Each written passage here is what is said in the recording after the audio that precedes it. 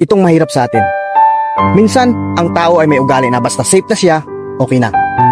Pero real talk, kunwari, may bagyo na paparating. Sabi ng isang binata, example, sana sa ibang lugar na lang tumama at magbaha. Huwag dito sa atin para masaya pa rin tayo. Oo, natural na gusto natin na ligtas tayo.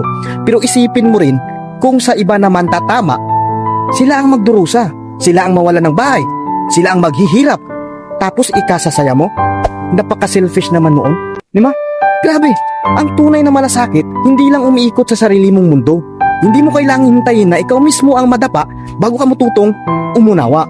Kasi ang totoo, ang paghihirap ng isa, pwedeng maging paghihirap ng lahat.